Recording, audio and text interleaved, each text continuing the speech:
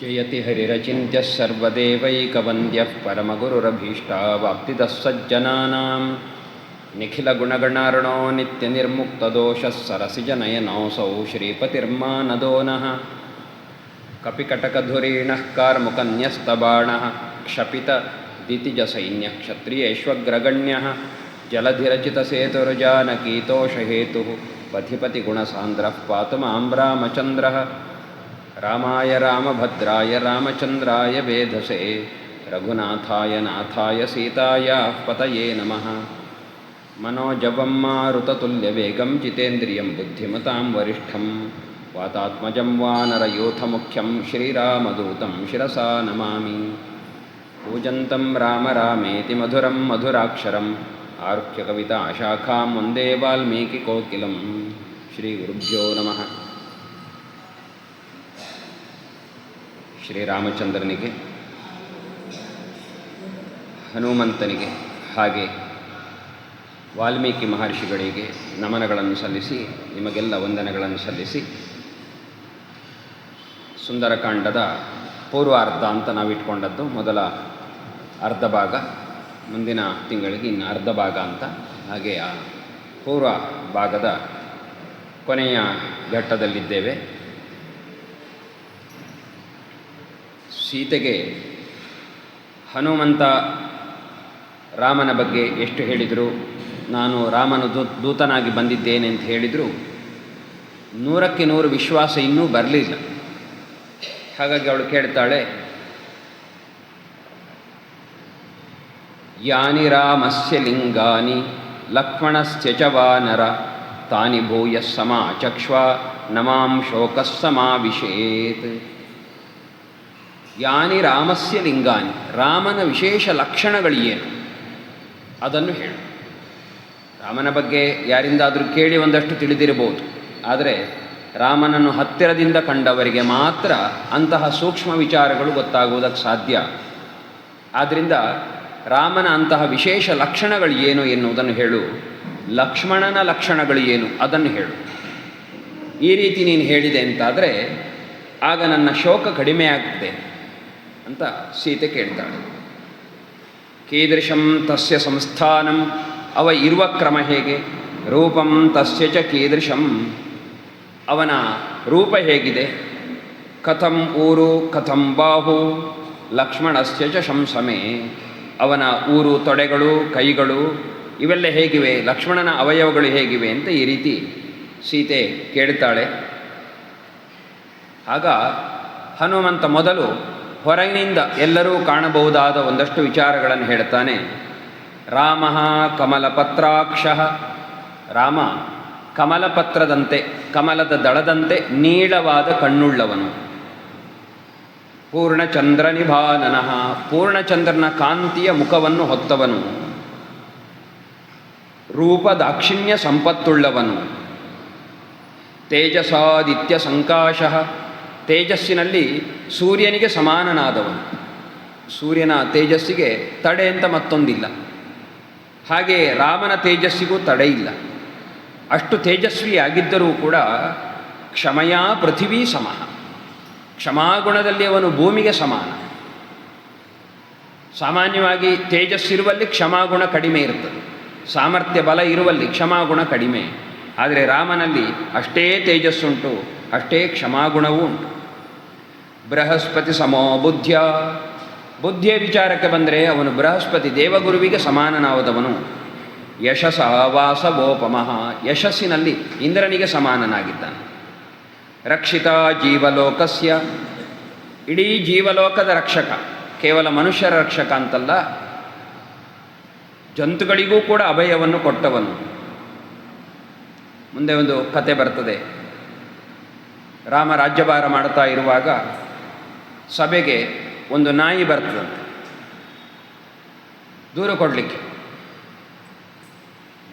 ಒಬ್ಬ ನನಗೆ ವಿನಾಕಾರಣ ಹೊಡಿತಾ ಇದ್ದಾನೆ ಅಂತ ದೂರು ಕೊಡುವುದಕ್ಕೆ ನಾಯಿಯೂ ಬಂತು ಅಂತ. ಹಾಗಾಗಿ ಎಲ್ಲ ಜೀವಜಾತಕ್ಕೂ ಕೂಡ ರಾಮನ ರಕ್ಷೆ ಇದೆ.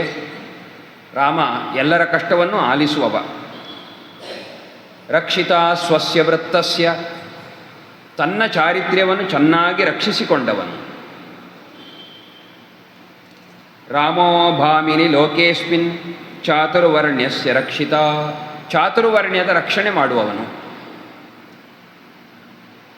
ಚಾತುರ್ವರ್ಣ್ಯಗಳು ಅವುಗಳ ಸೀಮೆಯಲ್ಲಿದ್ದರೆ ಲೋಕಕ್ಕೆ ಕಲ್ಯಾಣ ಆಗ್ತದೆ. ಆ ಸೀಮೆಯನ್ನು ದಾಟಿದರೆ ಆಗ ಅವುಗಳೇ ಲೋಕಕ್ಕೆ ಮಾರಕಗಳಾಗ್ತವೆ. ಆದ್ದರಿಂದ ಚಾತುರ್ವರ್ಣ್ಯದ ರಕ್ಷಣೆ ರಾಜನ ಕರ್ತವ್ಯ ಅಂತುಂಟು. ಅದನ್ನು ಚೆನ್ನಾಗಿ ಮಾಡುವವನು. ಮರ್ಯಾದಾನಾಂಚ ಲೋಕಸ್ಯ ಕರ್ತ ಕಾರಯಿತಾಚ. ಜನರ ವ್ಯವಹಾರಕ್ಕೆ ಒಂದು ಮರ್ಯಾದೆ, ಸೀಮೆ, ಹೀಗೇ ಇರಬೇಕು ಎನ್ನುವ ಸೀಮೆ ಹಾಕುವವನು, ಮತ್ತು ಅದೇ ರೀತಿ ಜನರು ನಡೆಯುವಂತೆ ಮಾಡುವವನು. ರಾಜವಿದ್ಯಾ ವಿನೀತಶ್ಚ. ರಾಜನಾದವನಿಗೇನು ರಾಜನೀತಿ ಬೇಕು, ರಾಜವಿದ್ಯೆ ಬೇಕು, ಅದನ್ನು ಚೆನ್ನಾಗಿ ತಿಳಿದವನು.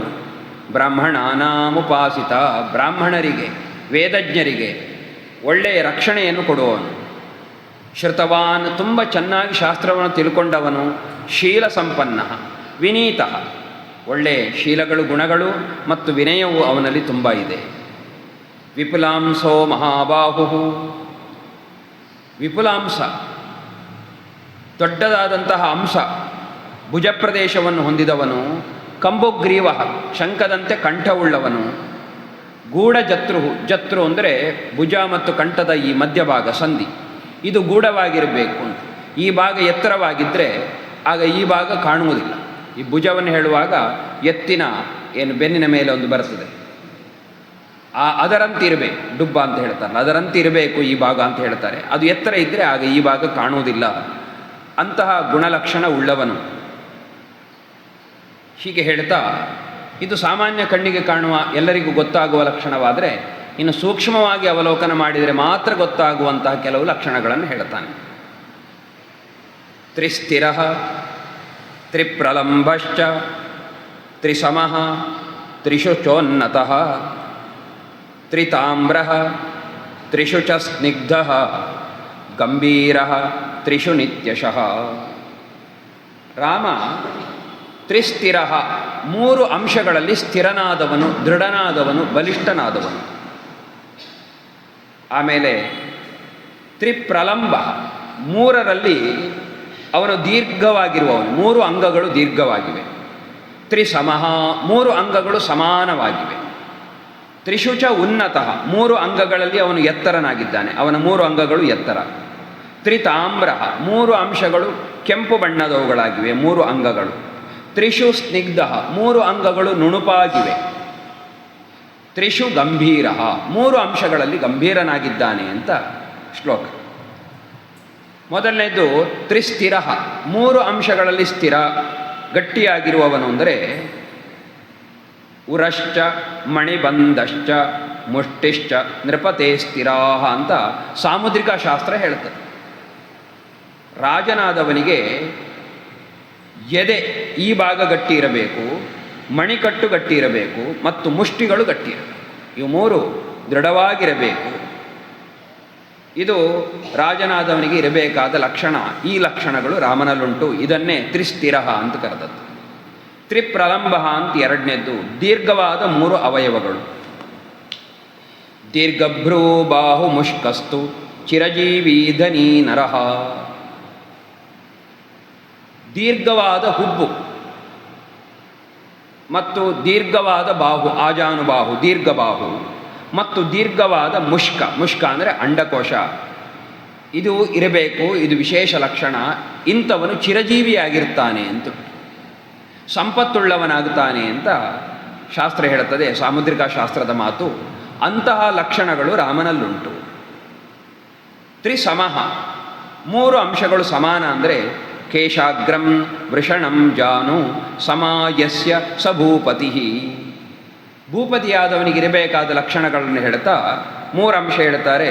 ಕೇಶಾಗ್ರ, ಕೂದಲಿನ ಅಗ್ರಭಾಗ, ಮತ್ತು ವೃಷಣ, ಹಾಗೆಯೇ ಜಾನು ಅಂದರೆ ಮೊಣಕಾಲು, ಇದು ಸಮವಾಗಿರಬೇಕು. ಈ ಅಂಶವನ್ನು ತ್ರಿಷು ಸಮಃ ಎನ್ನುವುದರಿಂದ ಸ್ವೀಕಾರ ಮಾಡಿದ್ದಾರೆ. ತ್ರಿಷುಚ ಉನ್ನತಃ, ಮೂರು ಎತ್ತರವಾದ ಅವಯವಗಳು. ನಾಭ್ಯಂತ ಕುಕ್ಷಿ ವಕ್ಷೋಭಿ ಉನ್ನತೈ ಕ್ಷಿತಿಪೋ ಭವೇತ್. ನಾಭಿ ಉನ್ನತವಾಗಿರಬೇಕು, ಹೊಕ್ಕಳು ಉನ್ನತವಾಗಿರುವುದು ಅಂದರೆ ಹೊಕ್ಕಳ ಭಾಗ ಚೂರು ಎದ್ದು ಬಂದಂತಿರಬೇಕು. ಹಾಗೆಂತ ಹೊಕ್ಕಳು ಗುಂಡಿ ಇರಬೇಕು. ಆ ಸುತ್ತ ಏನು ಭಾಗ ಇದೆ ಅದು ಚೂರು ಎದ್ದು ಬಂದಂತಿರಬೇಕು, ಎತ್ತರ ಇರಬೇಕು. ಆಮೇಲೆ ಕುಕ್ಷಿ, ಹೊಟ್ಟೆ. ನಾವು ದೇವತಾ ವಿಗ್ರಹದಲ್ಲೆಲ್ಲ ನೋಡ್ತೇವೆ, ಕೃಷ್ಣನ ವಿಗ್ರಹ ಎಲ್ಲ ನೋಡುವಾಗ ಅದರಲ್ಲಿ ಕೂಡ ನರ್ತನ ಮಾಡ್ತಾ ಇರುವ ಕೃಷ್ಣನ ವಿಗ್ರಹ ಎಲ್ಲ ನೋಡುವಾಗ ಎದೆಯ ನಂತರದಲ್ಲಿ ಸ್ವಲ್ಪ ತಗ್ಗು, ಆಮೇಲೆ ಈ ಹೊಟ್ಟೆಯ ಭಾಗ ಮಾತ್ರ ಸ್ವಲ್ಪ ದಪ್ಪ, ಎಡ ಬಲ ಪಕ್ಕಗಳು ಕೃಶವಾಗಿರ್ತದೆ, ಹೊಟ್ಟೆ ಕೆಳಗೂ ಕೂಡ ಕೃಶ, ಆ ಹೊಟ್ಟೆಯ ಭಾಗ ಮಾತ್ರ ಒಂದು ತಟ್ಟೆಯನ್ನಿಟ್ಟಂತೆ ಕಾಣ್ತದೆ. ಆ ರೀತಿ ವಿಗ್ರಹಗಳನ್ನು ನೋಡಿದಾಗ ಗೊತ್ತಾಗ್ತದೆ. ಈ ರೀತಿ ಹೊಟ್ಟೆ ಸ್ವಲ್ಪ ಉನ್ನತವಾಗಿರಬೇಕು, ಅದು ಬೊಜ್ಜಲ್ಲ, ಆ ಹೊಟ್ಟೆಯ ಭಾಗ ಮಾತ್ರ ಚೂರುಬ್ಬಿರುವುದು, ಈ ರೀತಿ ಉನ್ನತವಾಗಿರಬೇಕು. ಆಮೇಲೆ ಎದೆಯೂ ಉನ್ನತವಾಗಿರಬೇಕು, ಎದ್ದು ಬಂದಿರಬೇಕು. ಈ ರೀತಿ 3 ಅವಯವಗಳು ಎತ್ತರದಲ್ಲಿರಬೇಕು. ಇದು ರಾಜನಾದವನಿಗಿರಬೇಕಾದ ಲಕ್ಷಣ ಅಂತ ಸಾಮುದ್ರಿಕ ಶಾಸ್ತ್ರ ಹೇಳ್ತಾ ಉಂಟು. ರಾಮನಲ್ಲಿ ಈ ಲಕ್ಷಣಗಳೆಲ್ಲ ಕಂಡು ಬರ್ತಾ ಉಂಟು. ತ್ರಿತಾಮ್ರ, 3 ಅಂಶಗಳು ಕೆಂಪಾಗಿರಬೇಕಂತೆ. ಅದು ನೇತ್ರಾಂತ ನಖ ಪಾಣ್ಯಂಘ್ರಿ ತಲೈಹಿ ತಾಮ್ರೈಹಿ ತ್ರಿಭಿಹಿ ಸುಖೀ. 3 ಅಂಗಗಳು ಈ ರೀತಿ ಕೆಂಪಾಗಿದ್ದರೆ ಆ ಮನುಷ್ಯ ಸುಖಿಯಾಗಿರ್ತಾನೆ ಅಂತ ಪರಿಗಣಿಸಬೇಕು ಅಂತುಂಟು. ಆ ಅಂಶಗಳು ನೇತ್ರಾಂತ, ಕಣ್ಣಿನ ತುದಿ ಭಾಗವು ಕೆಂಪಾಗಿರಬೇಕು, ನಖ ಉಗುರುಗಳು ಕೆಂಪಾಗಿರಬೇಕು, ಕೈ ಮತ್ತು ಕಾಲಿನ ಅಡಿಭಾಗ, ಅಂಗೈ ಮತ್ತು ಅಂಗಾಲುಗಳು ಕೆಂಪಾಗಿರಬೇಕು. ಇವು 3 ವಿಶೇಷ ಲಕ್ಷಣಗಳು. ತ್ರಿಷು ಸ್ನಿಗ್ಧ, 3 ಅಂಶಗಳು ನುಣುಪಾಗಿರಬೇಕು, ಕೋಮಲವಾಗಿರಬೇಕು. ಸ್ನಿಗ್ಧಾ ಭವಂತಿ ವೈ ಯೇಷಾಂ ಪಾದರೇಖಾ ಶಿರೋರುಹಾ ತಥಾ ಲಿಂಗಮಣಿಸ್ತೇಷಾಂ ಮಹಾಭಾಗ್ಯಂ ವಿನಿರ್ದಶೇತ್. ಈ 3 ಅಂಗಗಳು ಮೃದುವಾಗಿದ್ದರೆ ಅವನಿಗೆ ಮಹಾಭಾಗ್ಯಶಾಲಿ ಅಂತ ಹೇಳಬೇಕಂತೆ. ಆ 3 ಅಂಶಗಳು, ಒಂದು ಪಾದರೇಖೆಗಳು, ಕಾಲಿನ ಅಡಿಯಲ್ಲಿ ಬರುವ ರೇಖೆಗಳು ಮೃದುವಾಗಿರಬೇಕು. ಆಮೇಲೆ ಕೂದಲುಗಳು ಮೃದುವಾಗಿರಬೇಕು. ಮತ್ತು ಮಣಿಗಂಟು, ಈ ಭಾಗ ಜಾನು ಅಂತ ಏನು ಹೇಳ್ತೇವಲ್ಲ, ಅದು ಆ ಗಂಟಿನ ಭಾಗ ಅದು ನುಣುಪಾಗಿರಬೇಕು. ಹೀಗೆ 3 ಅವಯವಗಳು ನುಣುಪಾಗಿರಬೇಕು. ಇದು 3 ರಾಮನಲ್ಲಿ ಕಾಣಲಿಕ್ಕುಂಟು. ತ್ರಿಷು ಗಂಭೀರ, 3 ಗಂಭೀರವಾಗಿರಬೇಕು. ಒಂದನೇದ್ದು ಗತವು, ಎರಡನೇದು ನಾಭವು, ಮೂರನೇದು ಸ್ವರ. ಸ್ವರೇ ಗತೌ ಚ ನಾಭೌ ಚ ಗಂಭೀರಸ್ತ್ರಿಷು ಶಸ್ಯತೆ. ಈ 3 ಗಂಭೀರವಾದ ಅಂಶಗಳು ಪ್ರಶಸ್ತವಾದವುಗಳು ಅಂತುಂಟು. ಒಂದನೆಯದು ಸ್ವರ ಗಂಭೀರವಾಗಿರಬೇಕು, ಎರಡನೇದು ಅವನ ನಡಿಗೆ ಗಂಭೀರವಾಗಿರಬೇಕು, ವೇಗವಾದ ಹೆಜ್ಜೆಗಳಲ್ಲ, ಲಯಬದ್ಧವಾದ ಹೆಜ್ಜೆಗಳು, ಗಂಭೀರವಾದ ಹೆಜ್ಜೆಗಳು. ಆಮೇಲೆ ನಾಭಿ ಗಂಭೀರವಾಗಿರಬೇಕು. ನಾಭಿ ಅಂದರೆ ಆ ನಾಭಿಯ ಏನು ಕುಹರ ಉಂಟು ಅದು ಗಂಭೀರ ಅಂದರೆ ಆಳವಾಗಿರಬೇಕು ಅಂತ ಅರ್ಥ. ನಾವು ಲೋಕದಲ್ಲಿ ಅವರು ತುಂಬ ಗಂಭೀರ ಅಂತ ಹೇಳ್ತೇವೆ. ಗಂಭೀರ ಎನ್ನುವುದಕ್ಕೆ ವಸ್ತುತಃ ಆಳ ಅಂತವೇ ಅರ್ಥ.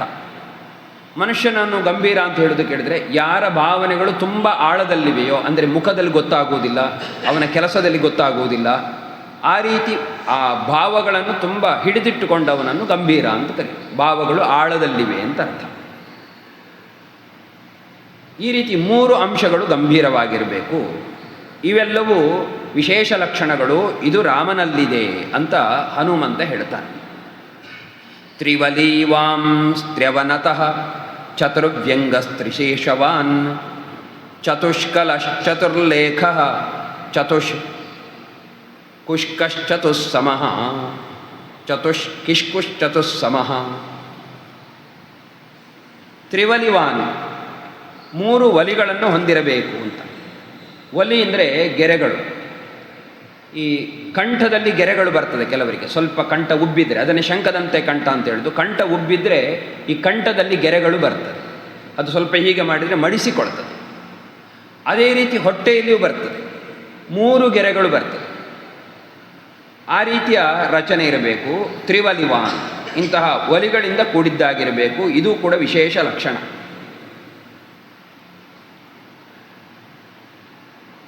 ಸ್ಥಿರ ತ್ರಿರೇಖಾ ಸುಭಗೋಪಪನ್ನ ಸ್ನಿಗ್ಧಾ ಸುಮಾಂಸೋಪಚಿತಾ ಸುವೃತ್ತ ನಚಾತಿ ದೀರ್ಘಾ ಚತುರಂಗುಲಾ ಚ ಗ್ರೀವಾ ಸುದೀರ್ಘ ಭವತೀಹ ಧನ್ಯ ಅಂತ ಸಾಮುದ್ರಿಕ ಶಾಸ್ತ್ರ ಹೇಳುತ್ತದೆ. ಅದು ಎಷ್ಟು ಉದ್ದ ಇರಬೇಕು ಕೇಳಿದರೆ 4 ಅಂಗುಲದಷ್ಟು ಇರಬೇಕು, ಹೆಚ್ಚಾದ ಅಷ್ಟು ಪರಿಮಿತವಾದಂತಹ ಗೆರೆಗಳು ಕಂಠದಲ್ಲಿಯೂ ಬರ್ತದೆ, ನಾಭಿಯಲ್ಲಿಯೂ ಬರ್ತದೆ. ಅದು ಇರಬೇಕು. ಅದು ರಾಮನಲ್ಲುಂಟು.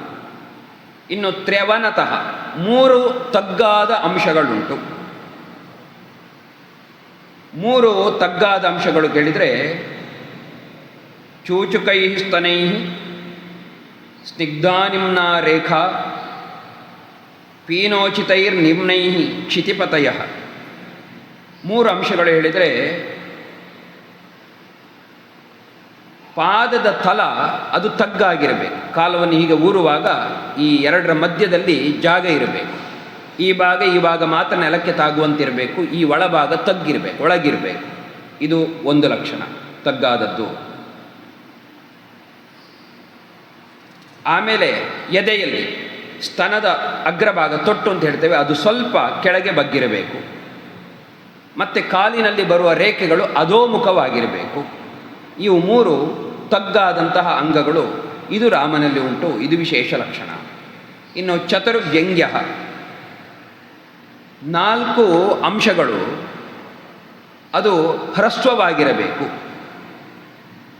ಗ್ರೀವಾ ಪ್ರಜನನಂ ಪೃಷ್ಠಂ ಹ್ರಸ್ವಂ ಜಂಗಾಚ ಪೂಜ್ಯತೆ. ಕುತ್ತಿಗೆ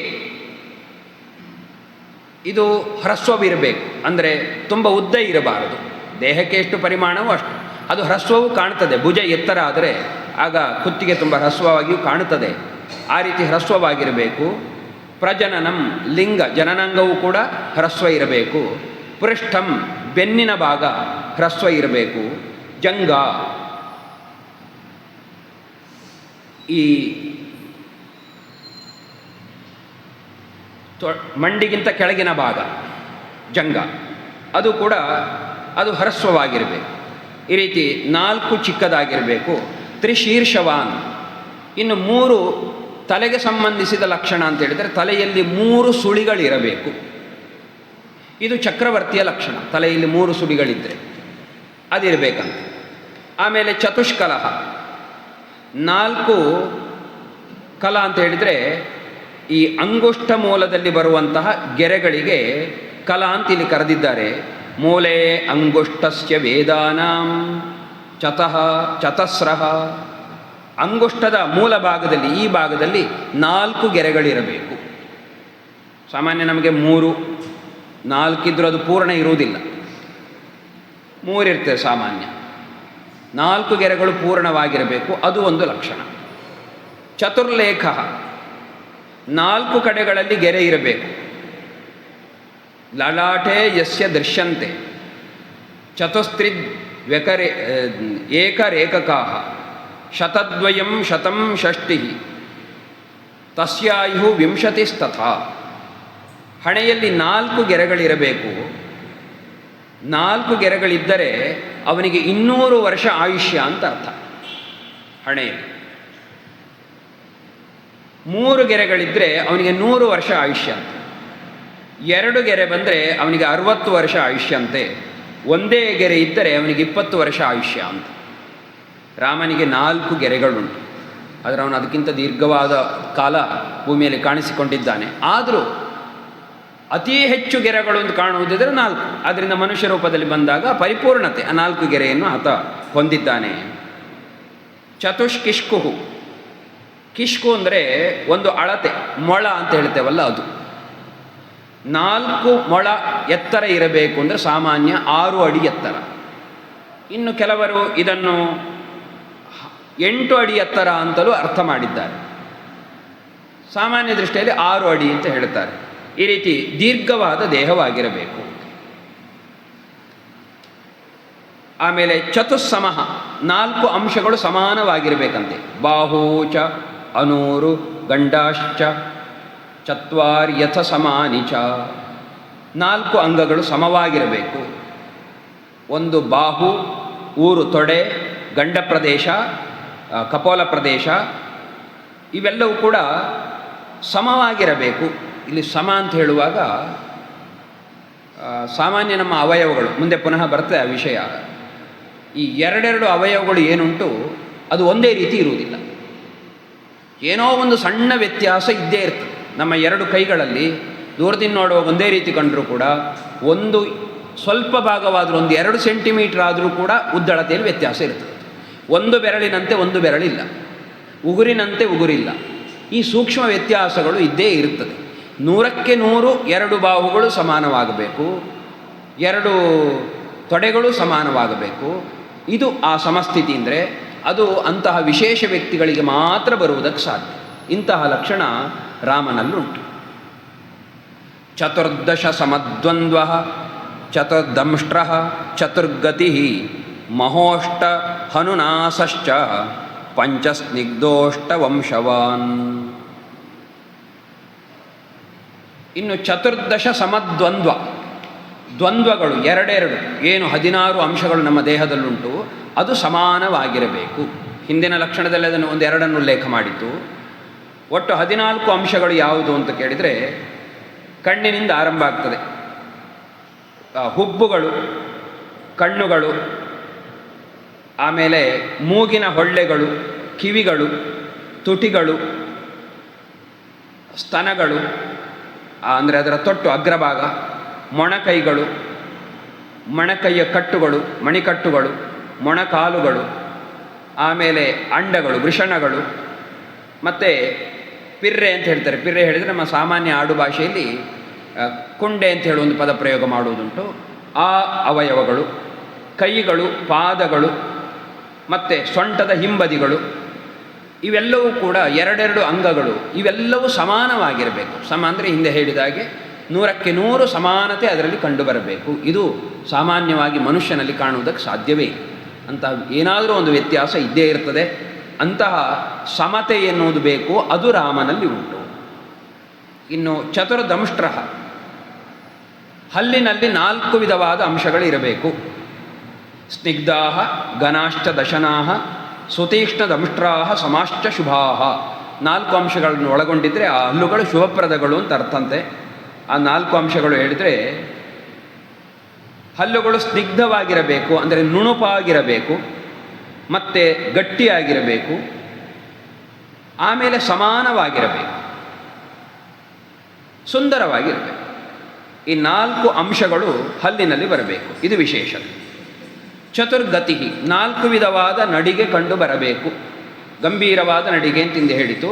ಅದರಲ್ಲಿ 4 ಅಂಶಗಳಿರಬೇಕು. ಗಜ ಸಿಂಹಗತಿ ಶಾರ್ದೂಲ ವೃಷಭೋಪಮೌ, ಆನೆಯಂತೆ ಹೋಗಬೇಕು, ಸಿಂಹದಂತಿರಬೇಕು ಗಮನ, ಹುಲಿಯಂತಿರಬೇಕು, ಎತ್ತಿನಂತಿರಬೇಕು. ಅಂದರೆ ಬೇರೆ ಬೇರೆ ಸಂದರ್ಭದಲ್ಲಿ ಆ ಗಮನ ಈ ರೀತಿ ಕಂಡು ಬರಬೇಕು. ಎಲ್ಲ ಸಂದರ್ಭದಲ್ಲೂ ಒಂದೇ ರೀತಿಯ ನಡಿಗೆ ಇರುವುದಿಲ್ಲ. ಯುದ್ಧದ ಸಂದರ್ಭದಲ್ಲಿ ಒಂದು ರೀತಿಯ ಗಮನ, ಸಾಮಾನ್ಯ ಸಂದರ್ಭದಲ್ಲಿ ಒಂದು ರೀತಿ, ಅಂತೂ ಎಲ್ಲ ಗಮನವೂ ಗಂಭೀರವಾಗಿರಬೇಕು. ಈ 4 ವಿಧವಾದ ನಡಿಗೆ ಅವನಲ್ಲಿ ಕಂಡುಬರಬೇಕು. ಅಂಥದ್ದು ರಾಮನಲ್ಲುಂಟು. ಮಹೋಷ್ಟ ಹನುನಾಸಃ, ಓಷ್ಟ ಅಂದರೆ ತುಟಿ, ಉನ್ನತವಾದ ತುಟಿ ಮತ್ತು ಪುಷ್ಟವಾದಂತಹ ದವಡೆಗಳು ಮತ್ತು ನೀಳವಾದ ಮೂಗು, ಈ 3 ಅಂಶಗಳಿರಬೇಕು. ಅದು ರಾಮನಲ್ಲುಂಟು. ಪಂಚಸ್ನಿಗ್ಧ, 5 ಅಂಶಗಳು ನುಣುಪಾಗಿರಬೇಕು. ಅದು ಮಾತು, ಮುಖ, ಉಗುರು, ಕೂದಲು ಮತ್ತು ಚರ್ಮ. ಚಕ್ಷುಸ್ನೇಹೇನ ಸೌಭಾಗ್ಯಂ, ಕಣ್ಣಿನಲ್ಲಿ ಒಂದು ನುಣುಪು ಒಳತೆ ಇದ್ದರೆ ಅದು ಅವನ ಸೌಭಾಗ್ಯವನ್ನು ಸೂಚಿಸ್ತದಂತೆ. ದಂತಸ್ನೇಹೇನ ಶೋಭನಂ, ಹಲ್ಲುಗಳು ಅದರಲ್ಲಿ ಸ್ನಿಗ್ಧತೆ ಇದ್ದರೆ ಆಗ ಅದು ಶೋಭನ, ಅವನ ವಿಶೇಷ ಸೌಂದರ್ಯವನ್ನು ತೋರಿಸ್ತದೆ. ತ್ವಚಸ್ನೇಹೇನ ಶಯನಂ, ಚರ್ಮಗಳು ಅವು ಮೃದುವಾಗಿದ್ದರೆ ಅವನಿಗೆ ಶಯನ ಸುಖ ಇದೆ ಅಂತ ಹೇಳಬೇಕು. ಪಾದಸ್ನೇಹೇನ ವಾಹನಂ, ಪಾದದಲ್ಲಿ ನುಣುಪಿದ್ರೆ ಅವನಿಗೆ ವಾಹನ ಸಂಚಾರ ಭಾಗ್ಯ ಉಂಟು, ಆ ಸುಖ ಉಂಟು ಅಂತ ಹೇಳಬೇಕು. ಇನ್ನು ಅಷ್ಟವಂಶವಾನ್, 8 ಅವಯವಗಳು ದೀರ್ಘವಾಗಿರಬೇಕು. ಅದು ಪೃಷ್ಠವಂಶ, ಬೆನ್ನಿನ ಹುರಿ, ಶರೀರ, ಕೈಯ ಬೆರಳುಗಳು, ಕಾಲಿನ ಬೆರಳುಗಳು, ಕೈಯೂ ಉದ್ದವಾಗಿರಬೇಕು. ಉದ್ದವಾದ ಮೂಗು, ನೀಳವಾದ ಕಣ್ಣು, ಉದ್ದವಾದ ಕಿವಿ. ಹಾಗಾಗಿ ವಿಗ್ರಹಗಳನ್ನೆಲ್ಲ ಮಾಡುವಾಗ ನಾವು ಗಮನಿಸ್ತೇವೆ, ಕಿವಿ ಸ್ವಲ್ಪ ಉದ್ದ ಚಿತ್ರಣ ಮಾಡಿರ್ತಾರೆ. ಮಹಾಪುರುಷ ಲಕ್ಷಣದಲ್ಲಿ ಅದು ಕೂಡ ಒಂದು. ಸಾಮಾನ್ಯರ ಕಿವಿಗಿಂತ ಸ್ವಲ್ಪ ಉದ್ದವಾದ ಕಿವಿ, ಆ ರೀತಿಯ ಕಿವಿ ಇರಬೇಕು. ಮತ್ತು ಜನನೇಂದ್ರಿಯವು ಕೂಡ ಅದು ದೀರ್ಘವಾಗಿರಬೇಕು. ಹೀಗಿದ್ದರೆ ಅದನ್ನು ಅಷ್ಟವಂಶವಾನ್ ಅಂತ ಕರೀಬೇಕು. ಇಂತಹ ಲಕ್ಷಣ ರಾಮನಲ್ಲುಂಟು. ದಶಪದ್ಮೋ ದಶಬೃಹತ್ ತ್ರಿಭಿರ್ವ್ಯಾಪ್ತೋ ದ್ವಿಶುಕ್ಲವಾನ್ ಷಡುನ್ನತೋ ನವತನು ತ್ರಿಭಿರ್ವ್ಯಾಪ್ನೋತಿ ರಾಘವ. ಪದ್ಮ ಸಮವಾದಂತಹ 10 ಅಂಶಗಳಿರಬೇಕು. ದಶಪದ್ಮ. ಪದ್ಮ ಅಂದರೆ ಒಂದು ಆಕೃತಿ, ಅದರ ನುಣುಪು 2 ಅಂಶಗಳನ್ನು ಇಟ್ಟುಕೊಂಡ್ರೆ ಮುಖ ಪದ್ಮದಂತಿರಬೇಕು, ಉರುಟಾಗಿರಬೇಕು. ಕಣ್ಣುಗಳು ನೀಳವಾಗಿ ಪದ್ಮದಂತಿರಬೇಕು. ಬಾಯಿ ಪದ್ಮದಂತಿರಬೇಕು ಅಂದರೆ ಕೆಂಪಾಗಿರಬೇಕು. ತುಟಿ, ನಾಲಿಗೆ, ದವಡೆ ಈ ಒಳಭಾಗ ಎಲ್ಲವೂ ಕೂಡ ಕೆಂಪಾಗಿರಬೇಕು. ಎದೆಯಲ್ಲಿ ಸ್ತನದ ಅಗ್ರಭಾಗ ಕೆಂಪಾಗಿರಬೇಕು. ಉಗುರ ತುದಿ ಕೆಂಪಿರಬೇಕು. ಕೈಗಳು ಈ ಭಾಗ ಕೆಂಪಿರಬೇಕು. ಕಾಲುಗಳು ಕೂಡ ಬೆರಳ ಅಡಿಭಾಗ ಕೆಂಪಿರಬೇಕು. ಬೆರಳುಗಳು ಉಗುರುಗಳು ಕೆಂಪಿರಬೇಕು. ಹೀಗೆ 10 ಅಂಶಗಳು ಕೆಂಪಾಗಿರಬೇಕು. ದಶಬೃಹತ್ 10 ಅವಯವಗಳು ಸ್ವಲ್ಪ ವಿಸ್ತಾರವಾಗಿರಬೇಕು. ವಕ್ಷಸ್ ಉರಶಿರೋ ಲಲಾಟಂಚ ಗ್ರೀವಾ ಬಾಕ್ವಂಸ ನಾಭಯ ಪಾರ್ಶ್ವ ಪೃಷ್ಠ ಸ್ವರಾಶ್ಚೇತಿ ವಿಶಾಲಾಸ್ತೆ ಶುಭಪ್ರದಾಹ. 10 ಶುಭಪ್ರದವಾದ ಅಂಶಗಳು. ಎದೆ ವಿಶಾಲವಾಗಿರಬೇಕು, ತಲೆ ದೊಡ್ಡದಿರಬೇಕು, ಕುತ್ತಿಗೆ ಅದು ಪುಷ್ಟವಾಗಿರಬೇಕು, ಉದ್ದ ಅಲ್ಲ ಪುಷ್ಟವಾಗಿರಬೇಕು. ಆಮೇಲೆ ತೋಳುಗಳು ದೀರ್ಘವಾಗಿರಬೇಕು, ಹೆಗಲು ವಿಸ್ತಾರವಾಗಿರಬೇಕು, ನಾಭಿ ಆಳವಾಗಿರಬೇಕು, ಎರಡು ಪಕ್ಕೆಗಳು ಅದು ಕೂಡ ವಿಶಾಲವಾಗಿರಬೇಕು, ಪೃಷ್ಠ ಬೆನ್ನು ಹರಡಿಕೊಂಡಿರಬೇಕು, ಕಿವಿಗಳು ದೀರ್ಘವಾಗಿರಬೇಕು. ಇವು 10 ದೀರ್ಘವಾದ ಅಂಶಗಳು. ಇದೆಲ್ಲವೂ ರಾಮನಲ್ಲುಂಟು. ಆಮೇಲೆ ತ್ರಿಭಿಹಿ ವ್ಯಾಪ್ತ, 3ರಿಂದ ಅವನು ವ್ಯಾಪ್ತನಾಗಿರಬೇಕು, ಹರಡಿಕೊಂಡಿರಬೇಕು. 3 ವಿಶೇಷವಾಗಿ ಅವನಲ್ಲಿರಬೇಕಾದ ಅಂಶಗಳು.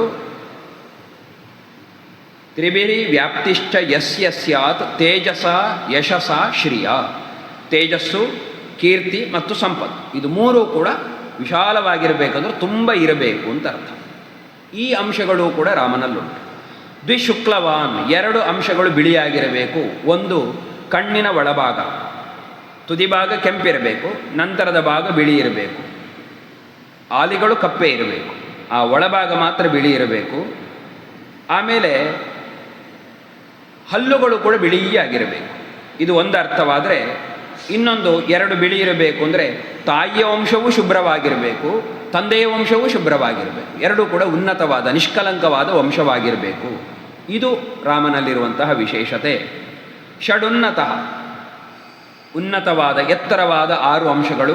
ಕಕ್ಷಃ ಕುಕ್ಷಿಶ್ಚ ವೃಕ್ಷಶ್ಚ ವಕ್ಷಶ್ಚ ಘ್ರಾಣಂ ಸ್ಕಂದೋ ಲಲಾಟಕ ಸರ್ವಭೂತೇಷು ನಿರ್ದಿಷ್ಟ ಉನ್ನತಾಂಗಾ ಶುಭಪ್ರದಾಹ. ಶುಭಪ್ರದವಾದ ಈ ಅಂಗಗಳು. ಕಂಕುಳ ಭಾಗ ಅದು ಉಬ್ಬಿರಬೇಕು. ಹೊಟ್ಟೆ ಹಿಂದೆ ಹೇಳಿದಂತೆ ಸ್ವಲ್ಪ ಉನ್ನತವಾಗಿರಬೇಕು. ಎದೆಯು ಉನ್ನತವಾಗಿರಬೇಕು. ಮೂಗು ಅದು ಬಗ್ಗಿರಬಾರದು, ನೇರವಾಗಿ ದೀರ್ಘವಾಗಿರಬೇಕು. ಹೆಗಲು ಉನ್ನತವಾಗಿರಬೇಕು. ಹಣೆ ಅಗಲವಾಗಿರಬೇಕು. ಇವು ಉನ್ನತವಾದ 6 ಅಂಶಗಳು. ಇದು ರಾಮನಲ್ಲುಂಟು. ನವತನು 9 ಅಂಶ ಕೃಶವಾಗಿರಬೇಕು. ಕೇಶ ಶ್ಮಶ್ರು ನಖ ಲೋಮ ತ್ವಗುಂಗುಲಿ ಪರ್ವಶೇಫೋ ಬುದ್ಧಿರ್ ದಶನಾನಿ. ಇವು 10 ಅಂಶಗಳು. ಅಂದರೆ ತಲೆ ಕೂದಲು, ಗಡ್ಡ ಮೀಸೆಗಳು, ಉಗುರು, ಮೈಯಲ್ಲಿ ಬರುವ ಕೂದಲು, ಚರ್ಮ, ಬೆರಳುಗಳು, ಬೆರಳಿನ ಗ್ರಂಥಿಗಳು, ಗಿಣ್ಣುಗಳು, ಜನನೇಂದ್ರಿಯ, ಬುದ್ಧಿ ಮತ್ತು ದೃಷ್ಟಿ ಸೂಕ್ಷ್ಮವಾಗಿರಬೇಕು ಅಂತ. ಈ ಅಂಶಗಳು ಕೂಡ ರಾಮನಲ್ಲಿ ಕಂಡುಬರ್ತಾ ಉಂಟು ಅಂತ ಹನುಮಂತ ಎಲ್ಲವನ್ನು ಕೂಡ ವಿವರಣೆ ಮಾಡ್ತಾ ಇದ್ದಾನೆ. ಇಷ್ಟೆಲ್ಲ ದೇಹದ ಲಕ್ಷಣವನ್ನು ಹೇಳಿದ ಮೇಲೆ ಪುನಃ ಹೇಳ್ತಾನೆ, ಸತ್ಯಧರ್ಮರತ ಶ್ರೀಮಾನ್ ಸಂಗ್ರಹಾನುಗ್ರಹೇ ರತಃ ದೇಶಕಾಲ ವಿಭಾಗಶ್ಚ ಸರ್ವಲೋಕಪ್ರಿಯಂ ವದಃ. ಸತ್ಯಧರ್ಮರತಃ ಯಾವಾಗಲೂ ಸತ್ಯದಲ್ಲಿ ಮತ್ತು ಧರ್ಮದಲ್ಲಿಯೇ ಆಸಕ್ತನಾದವನು, ಅದರಂತೆ ಜೀವಿಸುವವನು. ಆಮೇಲೆ ಸಂಗ್ರಹ ಅನುಗ್ರಹ 2 ಕೂಡ ರಾಮನಿಗೆ ವಿಶೇಷವಾಗಿ ಗೊತ್ತುಂಟು. ಸಂಗ್ರಹ ಅಂದರೆ ಸಂಪತ್ತನ್ನು ಸಂಗ್ರಹಿಸಿಟ್ಟುಕೊಳ್ಳುವುದು, ಪ್ರಜೆಗಳಿಗೆ ಸಂಪತ್ತನ್ನು ಕೊಟ್ಟು ಅನುಗ್ರಹ ಮಾಡುವುದು. ಇದೆರಡೂ ಕೂಡ ವಿಶೇಷವಾಗುಂಟು. ದೇಶ ಕಾಲಾದಿಗಳ ವಿಭಾಗ, ದೇಶಗಳ ಪರಿಧಿ, ಕಾಲದ ಪರಿಧಿ ಎಲ್ಲವನ್ನೂ ತಿಳಿದವ. ವಿಶೇಷವಾಗಿ ಸರ್ವಲೋಕ ಪ್ರಿಯಂ ವದಃ, ಎಲ್ಲ ಜನರೊಂದಿಗೂ ಪ್ರಿಯವಾದ ಮಾತುಗಳನ್ನು ಆಡುವವನು. ಸ್ಮಿತಪೂರ್ವ ಭಾಷೆ ಅಂತ ರಾಮನಿಗೆ ವಿಶೇಷವಾಗಿ ಹೇಳುವುದು. ಅವ ಮಾತನಾಡುವ ಮೊದಲೇ ಮಂದಹಾಸವನ್ನು ಸೂಸಿ ಆಮೇಲೆ ಮಾತನಾಡುವುದು ಅಂತ. ಎಲ್ಲರಿಗೂ ಪ್ರಿಯವಾಗುವಂತಹ ಮಾತುಗಳನ್ನು ಆಡ್ತಾನೆ. ಭ್ರಾತಾ ಚ ತಸ್ಯ ದ್ವೈಮಾತ್ರ ಸೌಮಿತ್ರಿ ಅಪರಾಜಿತ ಅನುರಾಗೇಣ ರೂಪೇಣ ಗುಣೈಶ್ಚಾಪಿ ತಥಾವಿಧ. ಅವನ ತಮ್ಮನಾಗಿರುವಂತಹ ಲಕ್ಷ್ಮಣ ಅವನೂ ಕೂಡ ಗುಣಗಳಿಂದಲೂ ಆಕೃತಿಯಲ್ಲಿಯೂ ಹೀಗೆಯೇ ಇದ್ದಾನೆ. 100ಕ್ಕೆ 100 ಅಲ್ಲದಿದ್ದರೂ ಕೂಡ 90% ಇದ್ದರೂ ಕೂಡ ಅವನ ಹಾಗೆಯೇ ಇದ್ದಾನೆ ಅಂತ ಹೇಳುವುದು ಕ್ರಮ. ಆದ್ದರಿಂದ ಅಂತಹ ಲಕ್ಷಣಗಳನ್ನು ಹನುಮಂತನಲ್ಲಿಯೂ ಕೂಡ ಗುರುತಿಸಬಹುದು. ಹೀಗೆ ಲಕ್ಷಣವನ್ನೆಲ್ಲ ಹೇಳಿದ ಮೇಲೆ ಮುಂದೆ ಹನುಮಂತ ಅವಳಿಗಿನ್ನೂ ವಿಶ್ವಾಸ ಬರುವುದಕ್ಕೋಸ್ಕರ ಆ ನಡೆದ ಘಟನೆಗಳನ್ನೆಲ್ಲ ಹೇಳ್ತಾನೆ. ನಿನ್ನ ಅಪಹರಣ ಆದ ಮೇಲೆ ನಿನ್ನನ್ನು ಅನ್ವೇಷಣೆ ಮಾಡ್ತಾ ಮಾಡ್ತಾ ಅವರು ದಕ್ಷಿಣದ ದಿಕ್ಕಿಗೆ ಬರುವಾಗ ನಮ್ಮವರೊಂದಿಗೆ ಭೇಟಿಯಾಯಿತು. ಸುಗ್ರೀವ ಅವರ ವಿಚಾರವನ್ನು ತಿಳಿದು ಬರುವುದಕ್ಕೆ ನನ್ನನ್ನು ಕಳುಹಿಸಿದ. ಹಾಗೆ ಹೋದ ನಾನು ಅವರ ಬಗ್ಗೆ ತಿಳ್ಕೊಂಡು ಅವರನ್ನು ಕರಕೊಂಡು ಸುಗ್ರೀವನ ಬಳಿಗೆ ಬಂದೆ. ಗೆಳೆತನ ಆಯಿತು. ಅತ್ತ ಸುಗ್ರೀವನಿಗೂ ಕೂಡ ಅಣ್ಣನಿಂದ ಆಗಿರುವಂತಹ ಆಪತ್ತು ಗೊತ್ತಾಗಿ ಸಹಾಯ ಮಾಡುವುದಾಗಿ ರಾಮ ಹೇಳ್ತಾನೆ. ಹಾಗೆ ರಾಮನ ಮಡದಿ ನೀನು, ನಿನ್ನ ಅಪಹರಣ ಆಗಿದೆ, ಅನ್ವೇಷಣೆಯ ಕಾರ್ಯದಲ್ಲಿ ಸಹಾಯ ಮಾಡುವಂತೆ ಸುಗ್ರೀವನು ಒಪ್ಪಿಕೊಳ್ತಾನೆ. ಹೀಗೆ ಪರಸ್ಪರ ಒಪ್ಪಂದಗಳಾಯಿತು. ಮುಂದೆ ನಾವೆಲ್ಲ ಕಪಿಗಳು ನಿನ್ನ ಅನ್ವೇಷಣೆಗಾಗಿ ಸಾಗಿದೆವು. ಹಾಗೆ ಸಾಗುವಾಗ ನಾವು ದಕ್ಷಿಣದ ದಿಕ್ಕಿಗೆ ಬಂದೆವು. ನೀನನ್ನು ಎಲ್ಲಿಯೂ ಕಾಣದೆ ಕೊನೆಗೆ ಪ್ರಾಯೋಪವೇಶನ ಮಾಡಬೇಕು, ಉಪವಾಸವಿದ್ದು ಸಾಯಬೇಕು ಅಂತ ನಿರ್ಣಯ ಮಾಡಿದೆವು. ಆ ಸಂದರ್ಭದಲ್ಲಿ ರಾಮನ ಗುಣಗಾನವನ್ನು ಮಾಡ್ತಾ ಇರುವಾಗ ಸಂಪಾತಿ ಎನ್ನುವವನಿಗೆ ಪುನಃ ಚೈತನ್ಯ ಬಂತು. ಅವನ ಮೂಲಕವಾಗಿ ನಿನ್ನ ವಿಚಾರ ಗೊತ್ತಾಯಿತು. ಅದೆಲ್ಲವೂ ಆದ ಮೇಲೆ ನಿನ್ನ ಅನ್ವೇಷಣೆಗೋಸ್ಕರವಾಗಿ ನಾನು ಸಾಗರವನ್ನು ದಾಟಿ ಬಂದೆ. ಈಗ ನಿನ್ನನ್ನು ಕಂಡವನಾಗಿದ್ದೇನೆ ಅಂತ ನಡೆದ ವೃತ್ತಾಂತೆಲ್ಲವನ್ನು ಕೂಡ ಸೀತೆಗೆ ಹೇಳ್ತಾನೆ.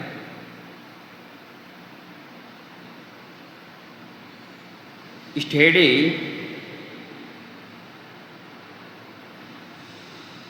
ತತಃ ಈ ಮಧ್ಯೆ ನೀನು ಸಾಗುವ ಸಂದರ್ಭದಲ್ಲಿ, ಅಪಹೃತಳಾಗಿ ಸಾಗುವ ಸಂದರ್ಭದಲ್ಲಿ ಆಭರಣಗಳನ್ನೆಲ್ಲ ಏನು ಭೂಮಿಯ ಮೇಲೆ ಹಾಕಿದ್ದಿ ಅದು ನಮ್ಮವರಿಗೆ ಸಿಕ್ಕಿತು. ಅದನ್ನು ನಾವು ರಾಮನಿಗೆ ಒಪ್ಪಿಸಿದೆವು. ಆಗ ತಾನ್ಯಂಗೆ ದರ್ಶನೀಯಾನಿ ಕೃತ್ವಾ ಬಹುವಿಧಂ ತದಾ ತೇನ ದೇವ ಪ್ರಕಾಶೇನ ದೇವೇನ ಪರಿದೇವಿತಂ. ಅವನು ನಿನ್ನ ಅಂಗದಲ್ಲಿ ಯಾವಾಗಲೂ ಯಾವ ಆಭರಣಗಳನ್ನು ನೋಡ್ತಾ ಇದ್ದನೋ ಅಂತಹ ಆಭರಣವನ್ನು ಕಂಡು ತುಂಬ ದುಃಖಿಸಿದ. ಸತವ ಅದರ್ಶನಾದಾರ್ಯೋ ರಾಘವ ಪರಿತಪ್ಯತೆ. ನಿನ್ನನ್ನು ಕಾಣದೆ ಅವ ಪ್ರತಿನಿತ್ಯ ತಪ್ತನಾಗಿದ್ದಾನೆ. ಮಹತಾ ಜ್ವಲತಾ ನಿತ್ಯಂ ಅಗ್ನಿನೇ ಇವ ಅಗ್ನಿಪರ್ವತ. ಅಗ್ನಿಯಿಂದ ಅಗ್ನಿಪರ್ವತ ನಿರಂತರ ಸುಡುತ್ತಿರುವಂತೆ ರಾಮ ನಿನ್ನ ಆ ವಿರಹದ ಅಗ್ನಿಯಿಂದ ನಿರಂತರವಾಗಿ ತಪ್ತನಾಗ್ತಾ ಇದ್ದಾನೆ. ಈ ಮಾತನ್ನು ಸೀತೆಗೆ ಹೇಳಿದಾಗ ಒಂದು ಸಮಾಧಾನವೂ ಆಗುತ್ತದೆ. ಅಯ್ಯೋ ರಾಮ ಹೀಗೆ ಪೀಡಿತನಾದನಲ್ಲ ಅಂತ ಒಂದು ದುಃಖವೂ ಆಗುತ್ತದೆ. ಅದರೊಟ್ಟಿಗೆ ನಾನಿಲ್ಲದೆ ರಾಮ ಪೀಡಿತ ಅಂತ ಹೇಳಿದರೆ ನನ್ನ ಮೇಲಿರುವ ಪ್ರೀತಿ ಎಷ್ಟು, ಆ ಪ್ರೀತಿ ಇರುವಾಗ ಅವಶ್ಯವಾಗಿ ನನ್ನನ್ನು ಪಡಿತಾನೆ ಎನ್ನುವ ವಿಶ್ವಾಸ, ಇದಕ್ಕೂ ಅವಕಾಶ ಇದೆ. ಹಾಗಾಗಿ ಹನುಮಂತ ರಾಮನ ಸ್ಥಿತಿಯನ್ನೂ ಕೂಡ ಸ್ವಲ್ಪ ವರ್ಣನೆ ಮಾಡುತ್ತಾನೆ. ತ್ವತ್ಕೃತೆ ತಮ ನಿದ್ರಾಚ, ನಿನಗೋಸ್ಕರವಾಗಿ ಅಲ್ಪ ನಿದ್ದೆ ಉಳ್ಳವನಾಗಿದ್ದಾನೆ. ನಿದ್ರಿಸುವುದೇ ಬಹಳ ಕಡಿಮೆ, ಯಾವಾಗಲೂ ನಿನ್ನದೇ ಆಲೋಚನೆ. ಶೋಕ ಚಿಂತಾಚ ರಾಘವಂ ತಾಪಯಂತಿ ಮಹಾತ್ಮಾನಂ ಅಗ್ನ್ಯಾಗಾರಮಿವಾಗ್ನಯ. ಅಗ್ನ್ಯಾಗಾರ, ಅಗ್ನಿಯು ಉರಿಯುತ್ತಿರುವ ಮನೆ, ಅಡುಗೆ ಮನೆ ಇರ್ಬೋದು, ಯಜ್ಞಶಾಲೆ ಇರ್ಬೋದು, ಅದು ಹೇಗೆ ಆ ವಾತಾವರಣ ಯಾವಾಗಲೂ ಸುಡ್ತಾ ಇರ್ತದೆಯೋ ಹಾಗೆ ನಿನ್ನ ಚಿಂತೆ ಎನ್ನುವುದು ರಾಮನನ್ನು ಯಾವಾಗಲೂ ಸುಡ್ತಾ ಇದೆ. ಸತ್ವಂ ಮನುಜ ಶಾರ್ದೂಲ ಕ್ಷಿಪ್ರಂ ಪ್ರಾಪ್ಸ್ಯತಿ ರಾಘವ. ಅಂತಹ ರಾಘವ ಆದಷ್ಟು ಬೇಗನೆ ನಿನ್ನನ್ನು ಹೊಂದುತ್ತಾನೆ. ಹೀಗೆ ಅವಳಿಗೆ ಒಂದು ವಿಶ್ವಾಸವನ್ನು ತುಂಬುತ್ತಾನೆ. ಆಮೇಲೆ ತಾನು ಲಂಕೆಯಲ್ಲಿ ಕಂಡಂತಹ ವಿಚಾರಗಳು ಇದೆಲ್ಲವನ್ನು ಕೂಡ ನಿರೂಪಣೆ ಮಾಡ್ತಾನೆ. ಹೀಗೆಲ್ಲವನ್ನು ಕೂಡ ಹೇಳಿ ಅವಳಿಗೆ ತನ್ನ ವಿಚಾರದಲ್ಲಿ ಒಂದು ವಿಶ್ವಾಸವು ಮೂಡುವಂತೆ ಮಾಡಿ ಮುಂದೆ ಅವನು ರಾಮ ಕೊಟ್ಟಂತಹ ಮುದ್ರೆಯ ಉಂಗುರ ಏನಿದೆ ಅದನ್ನೆಲ್ಲ ಅವಳಿಗೆ ಕೊಟ್ಟು ಮತ್ತಷ್ಟು ಧೈರ್ಯ ತುಂಬುವಂತಹ ಕೆಲಸವನ್ನು ಮಾಡ್ತಾನೆ. ಆ ವಿಚಾರ ಮುಂದಿನ ಭಾಗದಲ್ಲಿ ಬರ್ತದೆ. ಇಷ್ಟಾಗುವಾಗ ಸುಂದರಕಾಂಡದ ಅರ್ಧ ಭಾಗ ಸಮಾಪ್ತ ಆಗ್ತದೆ. ಗ್ರಂಥದ ವಾಕ್ಯಗಳನ್ನೇ ಇಟ್ಕೊಂಡು ನಿನ್ನೆ ನಾನು ಹೇಳಿದ ಆ ರೀತಿಯಲ್ಲಿ ಬೇರೆ ಯಾವ ವಿಚಾರವನ್ನು ವಿಸ್ತಾರ ಮಾಡದೆ ಒಂದಷ್ಟು ವಿಚಾರಗಳನ್ನು ನಿರೂಪಣೆ ಮಾಡಿದ್ದು ಆಚಾರ್ಯ ಮಧ್ವರು ನಮಗೆ ಸ್ಪಷ್ಟ ಮಾರ್ಗದರ್ಶನ ಮಾಡಿದ್ದಾರೆ. ಇದು ವಾಸ್ತವಿಕವಾಗಿ ಸೀತೆಯ ಅಪಹರಣ ಆದದ್ದೇ ಅಲ್ಲ, ಸೀತೆಯ ಕೃತಿಯ ಅಪಹರಣ ಆದದ್ದು. ಅದರಿಂದ ರಾಮನ ಅಳು ಏನಿದೆ, ಲಕ್ಷ್ಮಣನ ದುಃಖ ಏನಿದೆ ಅಥವಾ ಸೀತೆಯ ದುಃಖ, ಇವೆಲ್ಲವೂ ಕೂಡ ಈಗ ವಾಸ್ತವವಲ್ಲ, ಇದೆಲ್ಲವೂ ಕೂಡ ನಾಟಕ. ವಾಸ್ತವಿಕವಾದ ಸೀತೆ ಬೇರೆ ಇದ್ದಾಳೆ. ರಾಮನಿಗೆ ಗೊತ್ತಿದ್ದರೂ ಕೂಡ ಈಗ ಎಲ್ಲರ ಮುಂದೆ ಪತ್ನಿಯನ್ನು ಕಳ್ಕೊಂಡವನಂತೆ ವರ್ತನೆ ಮಾಡ್ತಾ ಇದ್ದಾನೆ. ಲಕ್ಷ್ಮಣನೂ ಕೂಡ ಸಹಕಾರಿ, ಅದಕ್ಕೆ ಈಗ ಸಾಗಿ ಬಂದಂತಹ ಹನುಮಂತನೂ ಕೂಡ ಸಹಕಾರಿ. ಆದರೆ ವಾಲ್ಮೀಕಿಗಳ ರಾಮಾಯಣವನ್ನು ನೋಡುವಾಗ ಇದು ಯಾವುದೂ ನಮಗೆ ಗೊತ್ತಾಗುವುದಿಲ್ಲ. ಎಲ್ಲವೂ ವಾಸ್ತವವಾಗಿ ನಡೆಯುತ್ತಿರುವಂತೆ, ನಿಜವಾಗಿಯೂ ಸೀತೆಯ ಅಪಹರಣ ಆದಂತೆ ಎಲ್ಲರೂ ನಿಜವಾಗಿಯೂ ದುಃಖಿಸಿರುವಂತೆಯೇ ಇಲ್ಲಿ ವರ್ಣನೆ ಬರ್ತಾ ಇದೆ. ಸಾಮಾನ್ಯ ನಾವು ರಾಮಾಯಣ ಪ್ರವೇಶ ಮಾಡುವ ಮೊದಲೇ ಇದು ಯಾವುದೂ ವಾಸ್ತವ ಅಲ್ಲ, ಇದೆಲ್ಲ ನಟನೆ ಅಂತ ನಾವು ತಲೆಯಲ್ಲಿ ಇಟ್ಟುಕೊಂಡು ರಾಮಾಯಣದೊಳಗೆ ಪ್ರವೇಶ ಮಾಡಿದರೆ ರಾಮಾಯಣದ ಸ್ವಾರಸ್ಯವನ್ನೇ ಅನುಭವಿಸ್ಲಿಕ್ಕಾಗುವುದಿಲ್ಲ. ಅದರಿಂದ ಒಂದು ಕಾವ್ಯದ ದೃಷ್ಟಿ, ಇನ್ನೊಂದು ಶಾಸ್ತ್ರದ ದೃಷ್ಟಿ ಅಂತ. ಶಾಸ್ತ್ರದ ದೃಷ್ಟಿ ಯಾವಾಗ ಅಂದರೆ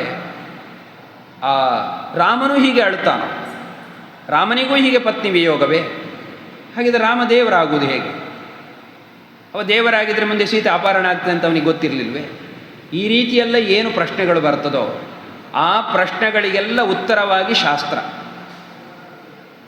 ಆಮೇಲೆ ರಾಮ ಯಾಕೆ ಈ ರೀತಿ ಮಾಡಿದ್ದು ಎನ್ನುವುದನ್ನು ತಿಳಿಯುವುದಕ್ಕೆ ಶಾಸ್ತ್ರ. ಅದು ನಮಗೆ ಲೋಕ ಶಿಕ್ಷಣವನ್ನು ಕೊಡುವುದಕ್ಕೋಸ್ಕರ, ದುಷ್ಟರನ್ನು ಮೋಹನಗೊಳಿಸಿ ಅವರನ್ನು ಸಂಹಾರ ಮಾಡುವುದಕ್ಕೋಸ್ಕರ, ಲೋಕದ ಸಮಸ್ಥಿತಿಯನ್ನು ಕಾಯುವುದಕ್ಕೋಸ್ಕರ. ಈ ಎಲ್ಲ ಕಾರಣಗಳಿಂದ ಅವನ ಈ ನಟನೆ. ಇನ್ನೊಂದು ಕಾವ್ಯದ ದೃಷ್ಟಿಯಲ್ಲಿ ನೋಡುವಾಗ ನಾವು ದೇವರನ್ನು ಕೂಡ ಸಾಮಾನ್ಯ ಮನುಷ್ಯರಂತೆಯೇ ನೋಡಿ ಕಥೆಯನ್ನು ಸ್ವೀಕಾರ ಮಾಡುವುದು. ಹಾಗೆ ಮಾಡಿದಾಗ ನಮಗೆ ಅದು ತುಂಬ ಉಪಕಾರಿ, ಅಂದರೆ ಅದರಿಂದ ತುಂಬ ಉಪದೇಶಗಳು ಸಿಗ್ತದೆ. ದೇವರು ಈ ರೀತಿ ನಟನೆ ಮಾಡಿದ ಅಂತ ಹೇಳುವಾಗ ಸಿಗುವ ಉಪದೇಶಕ್ಕಿಂತಲೂ ಮನುಷ್ಯ ಅಂತ ಇಟ್ಕೊಂಡಾಗಲೇ ಸಿಗುವ ಉಪದೇಶಗಳು ಜಾಸ್ತಿ. ದೇವರ ಗುಣಗಳ ಅನುಸಂಧಾನದ ದೃಷ್ಟಿಯಲ್ಲಿ ಶಾಸ್ತ್ರಶೈಲಿ. ಆದರೆ ನಾವು ಹೇಗಿರಬೇಕು ಜೀವನದಲ್ಲಿ, ಹೇಗಿರಬಾರ್ದು ಎನ್ನುವುದನ್ನು ಗಮನಿಸುವಾಗ ಅದು ಸಾಮಾನ್ಯ ಮನುಷ್ಯನಂತೆಯೇ ಸ್ವೀಕಾರ ಮಾಡಿದರೆ ಚಂದ. ಕಾವ್ಯದ ಮುಖ್ಯ ಉದ್ದೇಶ ಏನು ಕೇಳಿದರೆ, ರಾಮಾದಿವತ್ತು ವರ್ತಿತವ್ಯಂ ನ ರಾವಣಾದಿವತ್ ಅಂತ. ರಾಮಾದಿಗಳಂತೆ ನಾವು ಜೀವನದಲ್ಲಿರಬೇಕು, ರಾವಣಾದಿಗಳಂತೆ ಇರಬಾರ್ದು. ಇದನ್ನು ನಾವು ಒಪ್ಪಿಕೊಳ್ಳಬೇಕು ಅಂತಾದರೆ ಯಥಾವತ್ ಕಥೆಯನ್ನು ಸ್ವೀಕಾರ ಮಾಡಬೇಕು. ಈ ರೀತಿಯಲ್ಲಿ ಸ್ವೀಕಾರ. ವಾಲ್ಮೀಕಿಗಳು ಸಾಮಾನ್ಯ ದೃಷ್ಟಿಯಲ್ಲಿ ನೋಡುವಾಗ ನಮಗೆ ಏನು ಕಂಡು ಬರ್ತದೋ ಅದನ್ನೇ ವರ್ಣನೆ ಮಾಡಿದ್ದಾರೆ. ಶಾಸ್ತ್ರದಲ್ಲಿ ಸಮಾಧಿ ಭಾಷೆ, ಗುಖ್ಯ ಭಾಷೆ ಅಂತ ಈ ರೀತಿ ಬೇರೆ ಬೇರೆ ಭಾಷೆಗಳನ್ನು ಬಳಸುವ ಕ್ರಮ ಇದೆ ಅಂತೆ. ಅದರಿಂದ ಏನು ಕಂಡಿದೆ ಅದು ದರ್ಶನ ಭಾಷೆ, ಏನು ಕಂಡಿದೆ ಅದನ್ನು ಹೇಳ್ತಾ ಹೋಗುದು. ದೂರದಲ್ಲಿ ಒಬ್ಬ ನಿಂತು ನೋಡಿದಾಗ ಸೀತೆ ಆಶ್ರಮದಲ್ಲಿದ್ದದ್ದು ಕಾಣ್ತದೆ, ರಾವಣ ಈ ವೇಷದಲ್ಲಿ ಬಂದು ಅಪಹರಿಸಿಕೊಂಡು ಹೋದದ್ದು ಕಾಣ್ತದೆ, ಸೀತೆ ಅಳುವುದು ಕಾಣ್ತದೆ, ರಾಮ ಅಳುವುದು ಕಾಣ್ತದೆ. ಇದು ದೂರದಲ್ಲಿ ನಿಂತು ಸಾಮಾನ್ಯ ವ್ಯಕ್ತಿ ನೋಡುವಾಗ ಏನು ಕಾಣುತ್ತದೋ ಅದನ್ನೇ ವಾಲ್ಮೀಕಿಗಳು ನಿರೂಪಣೆ ಮಾಡಿದ್ದಾರೆ. ಆಚಾರ್ಯ ಮಧ್ವರು ಆಂತರ್ಯವನ್ನು ನಮಗೆ ತೆಗೆದು ತೋರಿಸಿದ್ದಾರೆ. ಇದು ಎರಡೂ ದೃಷ್ಟಿಗಳನ್ನು ಇಟ್ಟುಕೊಂಡು ನೋಡಿದಾಗ ರಾಮಾಯಣ ತುಂಬ ಚಂದ ಆಗ್ತದೆ. ರಾಮಾಯಣದ ಬಗ್ಗೆ ಒಂದು ಮಾತುಂಟು. ರಾಮಾಯಣ ಪುಸ್ತಕವನ್ನು ನೀವು ತೆರೆದು ನೋಡುವಾಗ ಅದರಲ್ಲಿ ಅಕ್ಷರಗಳು ಉಜ್ಜಿ ಹೋಗಿದ್ದರೆ ಅದು ಪುಸ್ತಕ ಹಳತಾಗಿ ಉಜ್ಜಿ ಹೋದದ್ದಲ್ಲ, ಓದುವವನ ಕಣ್ಣೀರು ಅದರ ಮೇಲೆ ಬಿದ್ದು ಅಕ್ಷರ ಉಜ್ಜಿ ಹೋದದ್ದು ಅಂತ ತಿಳ್ಕೊಳ್ಬೇಕು ಅಂತ. ಇದು ರಾಮಾಯಣದ ಬಗ್ಗೆ ಬರುವ ಒಂದು ಮಾತು. ಅಂದರೆ ಅದನ್ನು ಓದುವಾಗ ಎಂಥವನಿಗಾದರೂ ಕಣ್ಣೀರು ಬರಲೇಬೇಕು. ಅಷ್ಟು ನಮ್ಮನ್ನು ಒಳಗೆ ಎಳ್ಕೊಂಡು ಹೋಗ್ತದೆ ಈ ಕತೆ. ನಮ್ಮ ಜೀವನಕ್ಕಷ್ಟು ಹತ್ತಿರದ್ದು ಅಂತ ಅನ್ನಿಸಿ ನಮ್ಮನ್ನು ಆ ರೀತಿಯ ಒಂದು ಭಾವಲೋಕಕ್ಕೆ ಎಳ್ಕೊಂಡು ಹೋಗ್ತದೆ. ಅಂತಹ ಒಂದು ಸಾಮರ್ಥ್ಯ ರಾಮಾಯಣಕ್ಕುಂಟು. ಆದ್ದರಿಂದ ಸಾಮಾನ್ಯ ದೃಷ್ಟಿಯಲ್ಲಿಯೂ ರಾಮಾಯಣದ ಅವಲೋಕನ, ಶಾಸ್ತ್ರ ದೃಷ್ಟಿಯಲ್ಲೂ ರಾಮಾಯಣದ ಅವಲೋಕನ. ರಾಮಾಯಣ ಎನ್ನುವುದು ಗಾಯತ್ರಿಗೆ ಭಾಷ್ಯವಾಗಿದೆ ಅಂತ ಹೇಳ್ತಾರೆ. ಈ ಸುಂದರಕಾಂಡದ ಭಾಗಗಳು ರಾಮಾಯಣದ 12 ಮತ್ತು 13ನೇ ಗಾಯತ್ರಿಯ 12 ಮತ್ತು 13ನೇ ಅಕ್ಷರಗಳು. ದೇವಸ್ಯ ವ ಮತ್ತು ಸಕಾರ, ಈ ಎರಡಕ್ಕೆ ಅದು ಭಾಷ್ಯದಂತಿದೆ ಅಂತ ಕೆಲವರು ಹೇಳ್ತಾರೆ. 13, 14ನೇ ಅಕ್ಷರಕ್ಕೆ ಭಾಷ್ಯದಂತೆ ಅಂತ ಹೇಳುವುದು ಇದೆ. 24 ಅಕ್ಷರ ಗಾಯತ್ರಿಗೆ, 24,000 ಶ್ಲೋಕಗಳು ರಾಮಾಯಣದಲ್ಲಿ. ಪ್ರತಿ 1,000ದ ಆರಂಭದ ಒಂದು ಶ್ಲೋಕದ ಒಂದು ಅಕ್ಷರ, ಅದು ಗಾಯತ್ರಿಯ ಒಂದೊಂದು ಅಕ್ಷರವನ್ನು ಪ್ರತಿನಿಧಿಸ್ತದೆ ಅಂತ. ಗಾಯತ್ರಿಯು ವೇದವನ್ನು ಪ್ರತಿನಿಧಿಸ್ತದೆ, ವೇದ ಮಾತಾ ಗಾಯತ್ರಿ. ಆದ್ದರಿಂದ ಇಡೀ ರಾಮಾಯಣ ವೇದವನ್ನು ಹೇಳ್ತಾ ಉಂಟು. ರಾಮಾಯಣವನ್ನು ವಾಲ್ಮೀಕಿಗಳು ಮತ್ತೊಂದು, ವೇದವನ್ನು ವಾಲ್ಮೀಕಿಗಳು ಮತ್ತೊಂದು ರೀತಿಯಲ್ಲಿ ತೆರೆದಿಟ್ಟಿದ್ದಾರೆ ಅಂತ ಅಭಿಪ್ರಾಯ. ಆದ್ದರಿಂದ ಶಾಸ್ತ್ರದ ಅರ್ಥ, ವೇದದ ಅರ್ಥವು ರಾಮಾಯಣದೊಳಗಿದೆ ಅಂತ ತಿಳ್ಕೊಳ್ಬೇಕು ಅಂತ ಈ ರೀತಿ ಬಹುವಿಧವಾಗಿ ರಾಮಾಯಣದ ಬಗ್ಗೆ ವ್ಯಾಖ್ಯಾನ ಮಾಡಿದ್ದಾರೆ. ಅಂತಹ ರಾಮಾಯಣದ ಕಥಾಭಾಗ ಒಂದಷ್ಟನ್ನು ಕಳೆದ 7 ದಿನಗಳಲ್ಲಿ ತಮ್ಮ ಮುಂದೆ ಇಡುವ ಪ್ರಯತ್ನ ಮಾಡಿದ್ದೇನೆ. ಹತ್ವಾರವರು ಈ ಒಂದು ಅವಕಾಶವನ್ನು, ಎಲ್ಲರದ್ದೊಂದು ಗುಂಪಾದರೂ ಕೂಡ ಒಬ್ಬ ಎದುರುಗಡೆಗಿರಬೇಕಲ್ಲ, ಹಾಗಾಗಿ ಅವರು ಈ ಅವಕಾಶವನ್ನು ಕಲ್ಪಿಸಿಕೊಟ್ಟಿದ್ದಾರೆ. ಉಪಾಧ್ಯಾಯರು ನಿತ್ಯ ಕರ್ಕೊಂಡು ಬಿಡುವ ಒಂದು ಕೆಲಸ ಮಾಡಿ ಸಹಕಾರ ಮಾಡಿದ್ದಾರೆ. ನೀವೆಲ್ಲ ಕೇಳುವ, ಶ್ರದ್ಧೆಯಿಂದ ಕೇಳುವ ಒಂದು ಯತ್ನವನ್ನು ಮಾಡಿದ್ದೀರಿ. ಹೇಳುವುದು ನಮ್ಮ ಕೆಲಸ. ಎಷ್ಟಾಗ್ತದೋ, ಎಷ್ಟು ಕೇಳಿದರೆ ದೇವರೆಷ್ಟು ಹೇಳಿಸ್ತಾರೋ ಅಷ್ಟು, ದೇವರೆಷ್ಟು ಕೇಳಲಿಕ್ಕೆ ಸಾಮರ್ಥ್ಯ ಕೊಡ್ತಾರೋ ಅಷ್ಟು ನಾವು ಕೇಳುವುದು. ಎರಡೂ ಕೂಡ ಅವನ ಕೈಯಲ್ಲೇ ಇದೆ.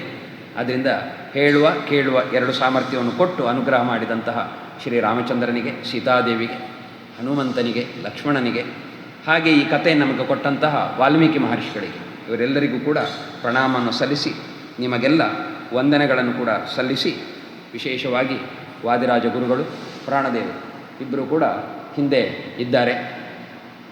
ಪ್ರಾತಸ್ಮರಣೀಯರು, ಮಹನೀಯರು ಆದಂತಹ ವಿಶ್ವೋತ್ತಮ ತೀರ್ಥ ಶ್ರೀಪಾದರ ಕೈಯಿಂದ ಪ್ರತಿಷ್ಠಿತವಾದಂತಹ ರಾಮದೇವರು.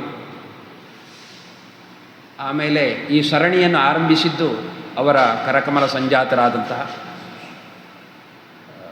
ಭಾಳಷ್ಟು ದೊಡ್ಡ ದೊಡ್ಡ ಕೆಲಸಗಳನ್ನು ಮಾಡ್ತಾ ಇರುವರು. ಪ್ರಾಯ ವಿಶ್ವೋತ್ತಮ ತೀರ್ಥ ಶ್ರೀಪಾದರು ಏನು ಮಾಡಬೇಕು ಅಂತ ಕನಸು ಕಂಡಿದ್ದಾರೋ ಅದೆಲ್ಲವನ್ನೂ ಮಾಡ್ತಾ ಇರುವವರು ಅಂತ ಒಂದು ಮಾತು ಹೇಳೋದು ಕೇಳಿದ್ದೆ. ಯಾವುದೋ ಒಂದು ಸಂದರ್ಭದಲ್ಲಿ ಸೋದೆ ಮಠದ ಭಕ್ತರು ಹೋಗಿ ಇದೊಂದು ಆಗಬೇಕಲ್ಲ ಸ್ವಾಮಿಗಳೇ ಅಂತ ಹೇಳಿದ್ದಕ್ಕೆ, ಇದು ನಮ್ಮ ಕಾಲದಲ್ಲಿ ಅಲ್ಲ, ನಮ್ಮ ಶಿಷ್ಯರ ಕಾಲದಲ್ಲಿ ಆಗ್ತದೆ ಅಂತ ಒಂದು ಘಟನೆಯನ್ನು ಹೇಳಿದ್ರು ಅಂತ, ಅದು ಆದದ್ದನ್ನು ನಾವು ಕಂಡಿದ್ದೇವೆ. ಅಂತಹ ಒಂದು ವಿಶೇಷವಾಗಿ ಗುರುಗಳ ಅನುಗ್ರಹಕ್ಕೆ ಪಾತ್ರರಾದವರು ನಮ್ಮನ್ನು ಅನುಗ್ರಹಿಸ್ತಾ ಇರುವಂತಹ ಸೋದೆ ಶ್ರೀಪಾದರು ಈ ಕಥಾನಕವನ್ನು ಆರಂಭ ಮಾಡಿ ಅನುಗ್ರಹ ಮಾಡಿದ್ದು ಅಂತ ಹೇಳುವುದನ್ನು ಕೇಳಿದ್ದೆ. ಅಂತಹ ಈ ಸರಣಿ ಕಾರ್ಯಕ್ರಮದಲ್ಲಿ ನನಗೂ ಒಂದು ಮಾತಾಡಲಿಕ್ಕೆ ಅವಕಾಶ ಸಿಕ್ಕಿದ್ದಕ್ಕೋಸ್ಕರ ಶ್ರೀಪಾದರನ್ನು, ನಿಮ್ಮನ್ನು ಹಾಗೂ ಭಗವಂತನನ್ನು ವಿಶೇಷವಾಗಿ ಪುನಃ ವಂದಿಸಿ ನನ್ನ ಮಾತನ್ನು ಮುಗಿಸ್ತೇನೆ. ಕೃಷ್ಣಾರ್ಪಣಮಸ್ತು. ಓಂ ರಾಮ ರಾಮಾಯ ನಮಃ, ಓಂ ರಾಮ ರಾಮಾಯ ನಮಃ, ಓಂ ರಾಮ ರಾಮಾಯ ನಮಃ, ಓಂ ರಾಮ ರಾಮಾಯ ನಮಃ, ಓಂ ರಾಮ ರಾಮಾಯ ನಮಃ. ಓಂ ನಾರಾಯಣಾಯ ವಿದ್ಮಹೇ ವಾಸುದೇವಾಯ ಧೀಮಹಿ ತನ್ನೋ ವಿಷ್ಣುಃ ಪ್ರಚೋದಯಾತ್. ಓಂ ಶ್ರೀಕೃಷ್ಣಃ ಕಮಲಾನಾಥೋ ವಾಸುದೇವಃ ಸನಾತನಃ, ವಸುದೇವಾತ್ಮಜಃ ಪುಣ್ಯೋ ಲೀಲಾಮಾನುಷವಿಗ್ರಹಃ, ಶ್ರೀವತ್ಸಕೌಸ್ತುಭಧರೋ ಯಶೋದಾವತ್ಸಲೋ ಹರಿಃ, ಚತುರ್ಭುಜಾತ್ತಚಕ್ರಾಸಿ ಗದಾ ಶಂಖಾದ್ಯುಧಾಯುಧಃ, ದೇವಕೀ ನಂದನಶ್ರೇಷ್ಠೋ ನಂದಗೋಪಪ್ರಿಯಾತ್ಮಜಃ, ಯಮುನಾ ವೇಗಸಂಹಾರಿ ಬಲಭದ್ರಃ ಪ್ರಿಯಾನುಜಃ, पूतना जीवितहरशकटासुरभञ्जनः, नन्दव्रजजनानन्दः सच्चिदानन्दविग्रहः, नवनीतविलिप्ताङ्गो नवनीतनटो नगः, नवनीतनवाहारो मुचुकुन्दप्रसादकृत्, षोडशस्त्रीसहस्रे शस्त्रिभङ्गी मधुराकृतिः, सुखवागमृताब्दीन्दुर्गोविन्दो योगिनां पतिः, वत्सपादहरो नन्तो धेनुकासुरभञ्जनः, तृणीकृततृणावर्तो यमलार्जुनभञ्जनः, उत्तालतालभेत्ताचतमालश्यामलाकृतिः,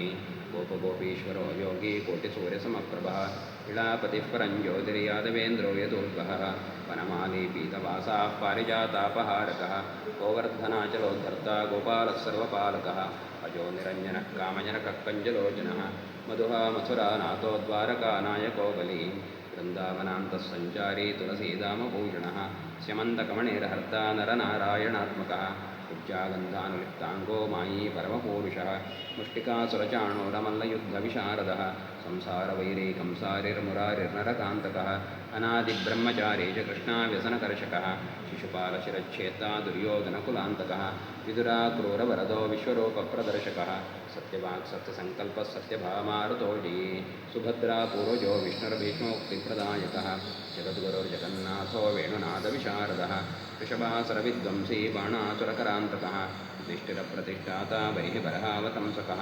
ಪಾರ್ಥಸಾರಥಿರವ್ಯಕ್ತೋ ಗೀತಾಮೃತಮಹೋದಧಿः ಕಾಳೀಯಫಣಮಾಣಿಕ್ಯರಂಜಿತಶ್ರೀಪದಾಂಬುಜः दामोदरो यज्ञभोक्ता दानवेन्द्रविनाशनः नारायणः परं ब्रह्मपन्नकाशनवाहनः जलक्रीडासमासक्तगोपीवस्त्रापहारकः पुण्यश्लोकस्तीर्थपादो वेदवेद्योदयानिधिः सर्वतीर्थात्मकः सर्वग्रहरूपी परात्परः एवं श्रीकृष्णदेवस्य नाम्नामष्टोत्तरं शतम् कृष्णाय यादवेन्द्राय ज्ञानमुद्राय योगिने नाथाय रुक्मिणीशाय नमो वेदान्तवेदिने ॐ ध्यायामि ध्यानं समर्पयामि आवाहयामि आसनं समर्पयामि स्वागतं समर्पयामि पादारविन्दयोः पाद्यं समर्पयामि हस्तयोः अर्घ्यं समर्पयामि मुखे आचमनीं समर्पयामि मधुवर्गं समर्पयामि पुनराचमनं समर्पयामि स्नानं समर्पयामि वस्त्रं समर्पयामि उपवीतं समर्पयामि आभरणानि समर्पयामि गन्धं समर्पयामि अक्षतान् समर्पयामि पुष्पाणि समर्पयामि ॐ केशवाय नमः नारायणाय नमः माधवाय नमः ॐ गोविन्दाय नमः विष्णवे नमः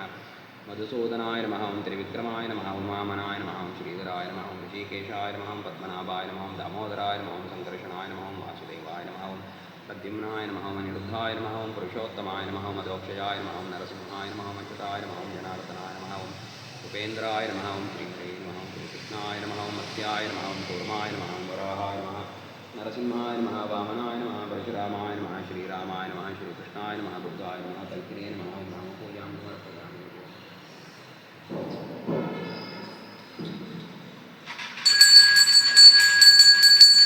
निबन्धरक्षयामि नैवेद्यार्पणं भूर्भुवस्वः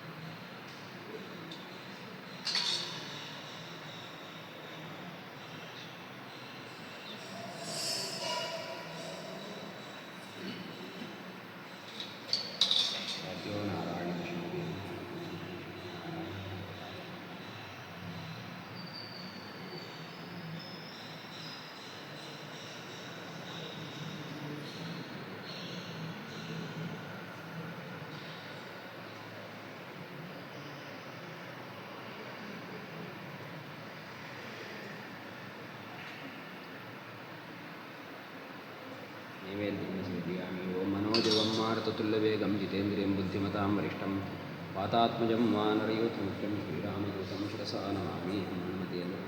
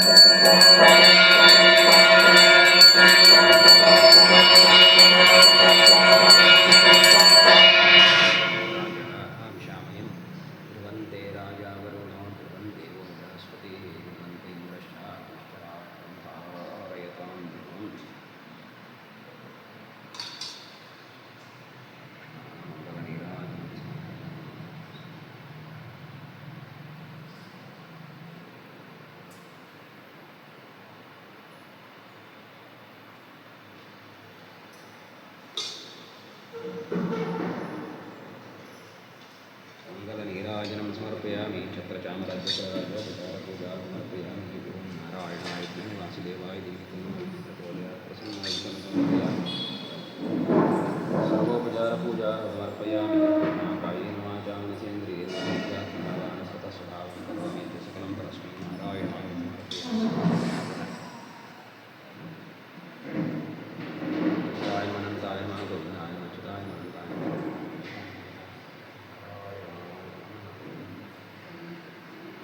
ಬ್ರಹ್ಮಸ್ತ್ವಾದಿತ್ಯ ರುದ್ರಾವಸವಸ್ಸಮಿಂದತಾಂ ಬ್ರಹ್ಮಾಣೋ ವಸನೀತೇಷ್ಮೀ ಋತೇನ ತ್ವಂ ತನ್ವೋ ವರ್ಧಯಸ್ವ ಸತ್ಯಾ ಸಂತು ಯಜಮಾನಸ್ಯ